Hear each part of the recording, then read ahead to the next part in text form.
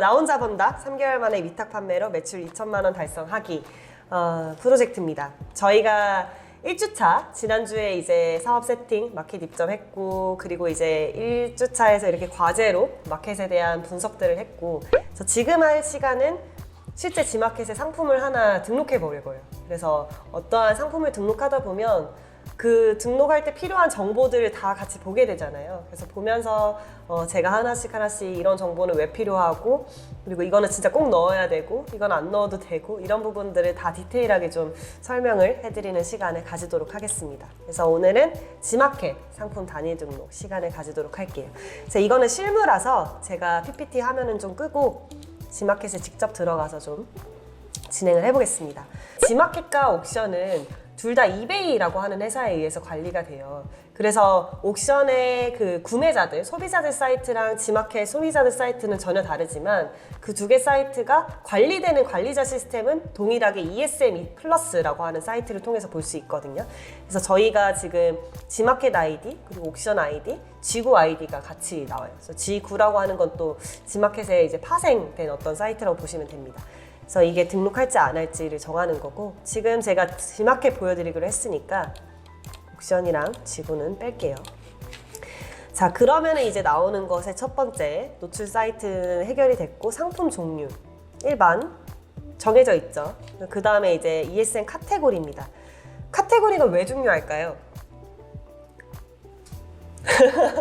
왜 카테고리가 가장 먼저 나올까요? 노출? 노출을 위해서? 네. 그래서 그냥 회사 입장에서 생각했을 때 판매자가 막 몇십만 명일 거 아니에요. 근데 판매자들이 막 온갖 그런 정보들을 막 투척을 하면 이게 분류 체계가 안 잡히잖아요. 그러니까 당연히 이제 카테고리라고 하는 개념으로 이제 이 지마켓에서도 분류를 해서 관리를 할 수 있는 거고, 그리고 또한 판매자들 입장에서는 요즘 관심 가는 상품 있으세요?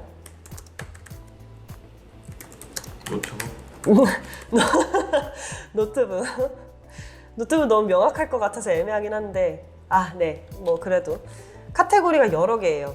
노트북이라고 하는 상품에 대해서 이 상품과 연관된 이 상품들이 들어있는 카테고리가 이렇게나 많아요. 노트북에 넣은 사람도 있고, 노트북 PC에 넣은 사람, PC 주변 기기에 넣은 사람도 있고, 막 엄청 많죠. 근데 한번 상식적으로 저희가 노트북을 반려동물용품 안에 넣어놨어요. 과연 고객이 노트북이라고 하는 상품을 반려동물용품이라고 하는 카테고리에서 찾을까요? 안 찾겠죠. 그래서 이런 차이가 있다는 거예요. 우리의 상품이 어디에서 노출이 되게 할 것인가. 그래서 이거를 잘 노출되게 하는 것도 일단 첫 번째로 당연히 중요하고, 그러나 두 번째로 전략적으로 뭔가 애매한 상품들 있잖아요. 이걸 뭔가 이 카테고리라고 하기도 애매하고 이 카테고리라고 하기도 해. 그러한 상품들은 사실 전략적으로 어떤 특정 카테고리에 등록했을 때 내 상품이 되게 상단에 노출이 될 수도 있는 거예요. 그 카테고리 상에 등록된 사람들이 많이 없어서. 그래서 그게 전략이 될 수도 있고, 또 기본적인 분류 체계가 될 수 있다. 텀블러.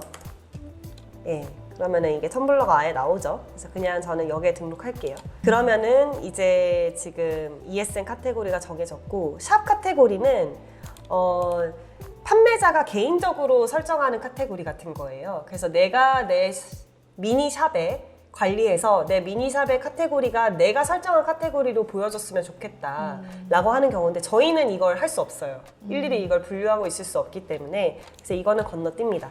그 다음에 이제 브랜드인데, 모든 마켓이 지금 이런 추세로 가요. 어떤 브랜드에 대해서 직접 노출되게. 지금 아까 노트북이라고 하는 거 검색했을 때 눈치채셨겠지만 이렇게 인기 있는 브랜드예요 라고 이렇게 브랜드를 노출시켜주는 이런 방향으로 점점 마켓들이 가고 있어요. 이거 보이세요? 공식. 옛날엔 이런 게 없었거든요. 레노버 공식. 그래서 이렇게 브랜드에 대해서 이렇게 브랜드 파워를 실어주는 방향으로 가고 있어요. 근데 사실상 저희는 대량 등록을 하다 보면 내가 파는 상품이 어떤 브랜드인지 몰라요. 그래서 이거를 실제 저희가 이렇게 단일 상품을 등록할 때에는 브랜드, 내가 가지고 있는 상품의 브랜드를 안다면 브랜드를 하는 게 좋죠. 왜냐면은 지마켓에서도 이걸 밀고 있다는 뜻은 브랜드를 등록을 했을 때 조금 더 노출이 영향이 있을 수도 있다는 거니까. 그런데 이제 대량 등록에서는 실질적으로는 좀 어려운 요소다. 그래서 뭐 텀블러 브랜드가 뭐가 있을까요? 스타벅스. 실제로 스타벅스를 저희가 팔지 않을 거지만 이렇게 뜨죠. 자, 네. 그러면 저희 상품이 이런 식으로 나타나는 거예요. 스타벅스 이런 식으로. 그 다음에 이제 검색용 상품명, 프로모션용 상품명. 지금 지마켓에 눈치채셨죠? 50바이트 정해져 있습니다. 상품명을 막 엄청 길게 할 수 없어요. 그래서 핵심을 담아서. 그래서 저는 보통 상품명을 작성을 할 때 말이 되게 작성을 해요. 예를 들어 여러분들 상품 구매하실 때 대체 뭘 판다는 거야? 뭐 이런 상품명이라든지 뭐 상품명을 이렇게 해놨어라는 거 혹시 느껴본 적 있으세요? 그게 다 판매자들이 알아서 쓰는 거거든요. 그래서 스타벅스 텀블러, 막 이쁜 좋은 컵, 막 이런 온갖 말들을 다 넣어서 이제 하는데, 그래서 스타일이 다 다른데 저는 말이 되게 합니다. 스타벅스 예를 들어 한정판, 뭐 텀블러, 보온병, 500ml, 뭐 남녀 공용, 텀블러는 당연히 남녀 공용인데 안 하는 게 낫겠다. 뭐 다른 말 좋은 말 있을까요? 꽃무늬. 보냉병, 꽃무늬, 꽃무늬, 감성 텀블러, 뭐 이런 말 이런 식으로 작성하는 거죠. 근데 이제 이거는 전략입니다. 예를 들어 텀블러를 사실 때 어떤 사람은 저는 딱 텀블러를 사려고 하면 텀블러라고 하는 검색어를 검색하겠지만 어떤 사람은 뭐 보온병이라는 검색어를 할 수도 있는 거고 어떤 사람은 뭐 이쁜 텀블러라고 쓸 수도 있는 거고 사람마다 작성하는 키워드가 다르기 때문에 이 상품명에 그 키워드가 있느냐 없느냐에 따라서 어떻게 이렇게 검색했을 때는 노출이 되고 이렇게 검색했을 때는 전혀 안 나올 수가 있어요. 상품 리스팅을 할 때 카테고리 설정하는 거 다음으로 가장 중요합니다. 다음에 영문 상품명, 중문 상품명, 일문 상품명 저희는 안 씁니다. 그래서 그 다음에 판매 기간 최대한 길게 해야겠죠. 저희 15일 뒤에 다시 판매 기간 일일이 연장할 수 없으니 다음에 이제 판매 가격입니다. 말 그대로 내가 판매하고 싶은 가격을 넣는 거고 그 다음에 이제 있는 게 판매자 부담 할인 할 거예요, 여러분? 어떨 것 같아요? 만약에 리스팅 하신다면? 할 거예요. 왜요? 노출되게 하려. 노출되게 하려고 어떻게 아셨어요? 할인이 많이 돼야 네. 고객한테는 네. 할인이 많이 되는 상품이 좋은 네. 것처럼 보여지니까. 그렇죠. 네. 근데 문제가 있어요. 내가 할인을 했을 때 그 할인금에 대한 수수료가 예를 들어 제가 50%를 할인을 했다고 쳐봐요. 50%. 그럼 50% 할인을 하면 10,000원이면 5,000원에 판매가 되는 거잖아요. 근데 수수료가 5,000원에 대해서 부과가 될까요? 10,000원에 대해서 부과가 될까요? 10,000원? 맞아요. 이건 사실 마켓마다 달라요. 지마켓은 내가 여기 써놓은 판매 가격에 따라서 부과가 되기 때문에 5,000원에 고객은 5,000원으로 결제를 했다 할지라도 나는 10,000원에 대해서 1,300원의 수수료를 물어야 돼요. 그래서 그렇기 때문에 판매자 부담 할인은 무작정 높게 할 수는 없어요. 그래서 이건 전략이에요. 전략이고 그러나 이제 말씀하신 것처럼 이 판매자 부담 할인을 넣느냐 안 넣느냐가 노출도에 영향이 있습니다. 나중에 저와 같이 하게 되실 텐데 저는 넣어요. 그래서 그 다음에 이제 주문 옵션, 추가 무성. 지금 ESN 플러스 2.0 방식은 카테고리에 따라서 주문 옵션이라고 하는 걸 넣을 수 있는 게 있고 넣지 못하는 게 있어요. 그리고 넣을 수 있다 하더라도 정해진 어떤 단어들, 정해진 방향으로만 작성을 해야 돼서 조금 까다로워요. 지금 저희는 이제 할 수 없고 재고 수량 굳이 저희는 설정할 필요 없죠. 최대 구매 허용 수량 필요할까요, 저희? 상품에 따라 다를 것 같은데. 그쵸. 근데 사실은 뭐 굳이 할 필요는 없어요. 왜냐면은 저희가 대량 등록했을 때 일일이 최대 구매 허용 수량을 일일이 다 확인해가지고 넣을 수가 없거든요. 근데 이제 어떨 때 문제가 되냐면 공급사가 20개까지만 보내줄 수 있어요. 근데 25개를 고객이 사면 5개에 대해서는 추가 배송비를 물어야 된다라고 물어볼 수 있어요. 그러면 최대 구매 허용 수량을 설정할 수도 있겠죠. 그러나 저라면 고객한테 전화해서 동일하게 제가 받은 설명을 그대로 주면서 5개에 대해서 추가 배송비 주셔야 됩니다 라고 하겠어요. 그래서 이거는 선택. 그래서 그 다음에 이제 구매 혜택, 사은품 넣을까요? 네. 뭘 주실래요? 주실 거 있으세요? 만들어야죠. 그죠? 실제 주실 수 있는 거를 뭘 줄 수 있을까요? 이런 거 줄 수 있지 않을까요? 무료 쿠폰 이런 거. 저희는 사실 무료 쿠폰을 많이 넣는데 한 번도 보내준 적이 없거든요. 한 번도 컴플레인을 받은 적이 없어요. 아, 근데 이게 뭐가 웃기냐면 이거 보이세요? 사은품? 뭐라도 하나 더 눈에 딱 보이는 게 더 좋잖아요. 클릭률에. 근데 여긴 지금 사은품이 없으면 이렇게 아무것도 안 뜨거든요. 그래서 사은품이 있는 경우에만 사은품이라고 이렇게 뭔가 달아줘요. 지마켓에서. 그러면 사실 사은품은 노출도에는 사실은 영향이 없습니다. 그러나 넣는 게 좋지 않을까요? 그래서 저라면 무료 쿠폰을 넣겠어요. 만약에 컴플레인을 받는다. 왜 쿠폰 안 주셨어요? 어쨌든 그렇게 하실 수 있는 거잖아요. 그래서 근데 여기다가 그냥 사은품 뭐 이런 거 하지 마셔라. 실제로 뭔가 지마켓 입장에서도 아 말이 되네 라고 할 수 있을 만한 걸 하셔라. 그 다음에 덤은 저희가 할 수 없어요. 왜냐면은 그거는 공급사가 뭐 하나씩 더 보내주세요 이렇게 연락할 수 없으니까 이건 어쩔 수 없이 할 수 없다. 근데 하면은 더 좋죠. 이런 식으로 사은품처럼 덤이 있을 경우에 뭔가 또 하나 달아주거든요. 근데 어쩔 수 없고 인증 정보, 인증 대상 아닌, 대상 아닌, 대상 아닌, 대상일 경우에는 들어가야 되고 대량 등록을 할 때는 사실 이걸 일일이 확인하기는 어려워서 많은 경우에 상세 설명의 별도 표기가 선택되어 있는 경우가 많다. 그다음에 원산지, 스타벅스 텀블러가 국산일지 뭔지 모르겠지만 씁니다. 원산지를 잘못 표기하면 법적 문제가 생겨요. 그래서 제대로 된 원산지를 넣어야 해요. 그래서 이거는 이제 알고 가셔야 되고 지금 저는 이제 임의로 넣었지만 이게 법적 문제가 될 수 있기 때문에 진짜 원산지를 넣어줘야 한다. 그래서 다음 단계로 이동하면 이제 상품 이미지를 넣게 돼 있어요. 자, 기본 이미지 1개, 근데 추가 이미지가 3개까지 있어요. 지마켓에서 원하는 게 뭘까요?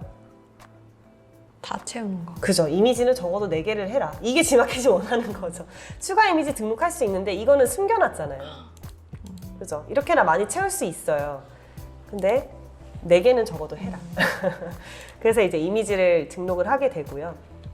제가 지금 상품 정보가 없어서 이미지를 등록했다고 가정하고 그 다음에 이제 상품 상세 설명입니다. 말 그대로 저희가 지마켓에서 딱 처음에 나오는 이게 메인 이미지고요. 이 첫 번째 상품 이미지고요. 그 다음에 이런 상품들을 이제 클릭해서 들어갔을 때 나오는 이 상세 설명 있잖아요. 그래서 이런 상세 설명이 지금 여기에 국문 이베이 에디터 그래서 여기에 넣는 겁니다. 그래서 지금 이베이 에디터가 상품 설명도 글자를 할 수 있고 이미지도 이렇게 넣을 수 있고 하게 되어 있는데 사실 저희는 이제 대량 등록을 할 때에는 그 HTTP 주소라고 들어보셨어요? 그래서 상세 설명이 다른 데에 이제 올라가 있고 그 링크만 이렇게 넣게 돼요. 엑셀로 다량으로. 그러면 이제 저희가 굳이 이걸 일일이 넣지 않아도 상세 설명이 뜨게 됩니다. 근데 일일이 등록할 때는 여기에다 넣는 거죠. 만들어 놓은 이미지, 뭐 글귀 이렇게 넣게 되는 거고요. 마찬가지로 했다고 가정하고 넘어갈게요. 영문, 중문, 일문 저희는 따로 등록을 하지는 않습니다. 그 다음에 상품 정보 고시 템플릿. 이거는 법적으로 필요해요.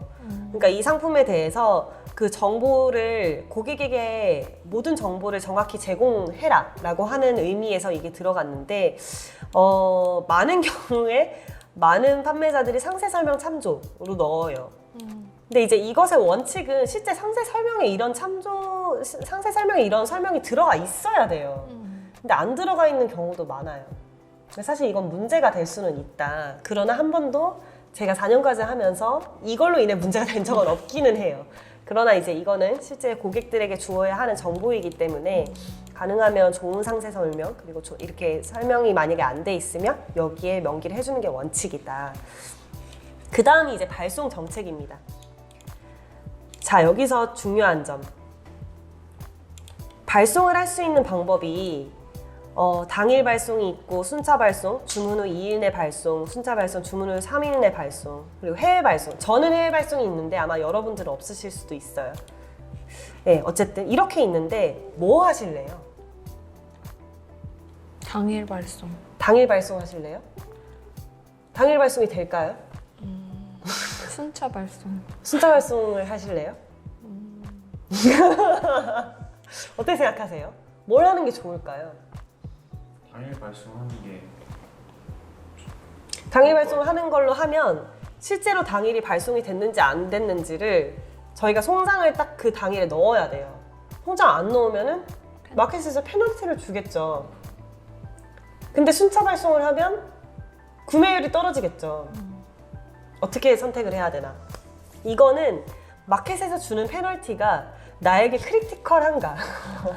마켓에서 주는 페널티가 내가 진짜 감당하기 힘들 페널티인가? 아니면 뭐 상관없는 페널티인가에 따라 달려 있어요. 그래서 마켓마다 달라요. 근데 G마켓이 주는 페널티는 그 상품에 대해서 당일 발송이 이루어지지 않는 비율과 당일 발송이 이루어진 비율을 이제 책정을 해서 노출을 제한을 걸어요. 그 상품에 대해서만. 근데 저희가 상품이 몇 개죠? 몇천 개죠. 그 중에서 하나가 노출 제한이 걸려요. 그런데 구매가 일어났기 때문에 걸린 노출 제한이에요. 뭐 판단하시면 돼요. 내가 이거를 감내할 건가, 감내하지 않을 건가. 그래서 저는 당일 발송합니다. 그래서 이거는 각자가 선택하면 되는 거고 그 페널티가 저한테는 그다지 크리티컬하다고 보이지 않기 때문에 저는 당일 발송으로 합니다. 그 다음에 이제 배송 방법, 일반 택배 배송으로 하겠죠, 저희는. 그리고 택배사는 아무 택배사 선택하시면 되고요. 저희가 뭐 방문 수령이나 이런 서비스를 해줄 수 없으니 선택하시면 안 되고 내가 이제 선택해 놓은 출하지, 어디에서 출하가 되는지. 사실 우리는 조금 애매한 상황이 저희가 가지고 있는 주소지에서 직접 출하되는 게 아닌 상품들이 몇천 개잖아요. 그래서 실질적으로 여기가 출하지가 될 수는 없어요. 그러나 이제 옵션을 모든 상품마다 출하지를 다르게 하는 옵션은 어느 마켓에서도 지원하지 않으니 저희가 가지고 있는 출하지에서 합니다. 그 다음에 이제 배송비, 묶음 배송비라고 선택이 되어 있고 개별 배송비를 선택할 수가 없어요. 굉장히 어렵죠. ESM 2.0은 2.0 방식에 등록을 하면 무조건 묶음 배송비만 가능해요. 이 말은 무슨 말이냐면 고객이 저의 마켓에서 상점에서 3, 4개, 5개의 물건을 구매를 했어요. 그러면 원래라면 각각 2,500원씩 부과가 돼야 되잖아요. 그런데 이게 그냥 묶음 처리가 돼서 배송비가 한 번만 부과가 돼요. 저희는 어떻게 될까요, 그러면? 하면 안 된다는 거는 2.0 방식으로 등록하지 않고 그냥 상품 등록을 한다는 거예요. 어떻게 해야 될까요? 그거를 가격에 녹여야 될 것 같은데. 맞아요. 그것도 하나의 방법이 될 수 있고 다른 방법은? 그렇게 되면 고객이 살까요? 이게 또 고민되죠. 경쟁력이 떨어지는 거잖아요. 가격 경쟁력이. 배송비를 높여야 돼. 배송비를 높일까요? 배송비 막 10,000원, 국내 배송인데. 그래서 애매하죠. 그래서 선택은 2가지예요. 방금 말씀하신 것처럼 상품의 가격을 녹여서 그냥 높은 가격으로 ESM G마켓에서는 내가 판매를 하겠다라고 결정을 하시던지 아니면 그냥 묶음 배송비로 해놓고 고객 중에 이렇게 결제된 건이 발생을 하면 그때 가서 CS로 안내를 한다. 이제 이 상품은 출하지가 전체가 다르기 때문에 묶음 배송 처리가 될 수 없으므로 배송비 얼마를 이 계좌로 보내주시길 바랍니다 라고 안내를 할 수 있어요. 근데 이 안내를 하는 것도 고지가 잘 되어 있어야 돼요. 그래서 그 고지를 어디서 할 수 있냐, 예를 들어 항상 많이 보셨을 텐데 우리가 항상 뭔가를 상세 페이지를 볼 때 상세 페이지 최하단에 뭔가 이런 커스터머 센터에 대한 수많은 내용들이 안내가 돼 있어요. 많은 고객분들이 안 읽으세요. 안 읽으시지만 그러나 판매자 입장에서는 내가 뭔가를 요청할 수 있는 근거가 돼요. 그래서 여기에 많은 상품이 출고지와 출하지가 다를 수 있으니 배송비가 추가 부과될 수 있는 점 양해 부탁드립니다. 이런 안내를 써놔야 되는 거죠. 네, 그래서 그건 선택입니다. 상품에 녹이든지 아니면 내가 이걸 CS로 처리를 하든지. 그래서 그 다음에 반품 교환 주소도 내가 가지고 있는 주소로 해서 선택을 하고. 그래서 지금 제가 설명 안 드리고 넘어갔는데 출하지, 반품 교환 주소 저는 이미 있어요. 설정을 해놔서. 근데 대표님들은 지금 신규로 입점을 하셨기 때문에 선택할 수 있는 출하지가 없을 거예요.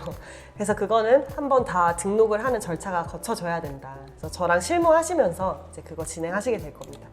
그 다음에 이제 다음 단계로 이동해서 판매자 관리 코드. 여기에 이제 관리 코드가 들어가는 거죠. 예를 들어 펀앤에서 내가 상품 등록을 했다. 그럼 펀앤의 상품 코드를 여기에 넣는 거죠. 그래서 단위별 가격 안다면 등록하는 게 좋아요. 예를 들어 뭐 360캡슐인데 10,000원이었다. 그럼 한 캡슐당 얼마다 라고 하는 계산이 나오잖아요. 그래서 그런 단위별 가격 그리고 유효일 안다면, 제조일자 안다면, 모른다면 공란으로 두셔도 무방합니다. 그리고 원재료 성분 아실 경우에는 등록하셔도 되고, 지금 여기에 있는 모든 정보는 필수는 아니에요. 근데 여기서 진짜 중요한 게 이거예요. 가격 비교 사이트, 사이트 부담 지원 할인 하실 거예요? 네. 네, 무조건. 이걸 안 하면 매출이 떨어져요. 그래서 가격 비교 사이트가 제가 아까 말했던 제휴 수수료가 부과되는 이유. 그래서 지금 지마켓에 상품을 등록했는데 그 상품이 네이버에서 팔리는 거예요. 막 다나와 이런 데서 팔리는 거예요. 그래서 이거를 등록하겠습니다라고 체크를 하면 팔리는 거고, 체크를 안 하면 나는 순수 지마켓에서만 팔겠습니다라는 뜻이에요. 그럴 필요 없잖아요. 저희는 확률 게임을 하고 있는데. 그래서 등록하겠습니다를 하고 그 대신 등록을 해서 팔릴 경우에 2%의 제휴 수수료가 추가 발생한다.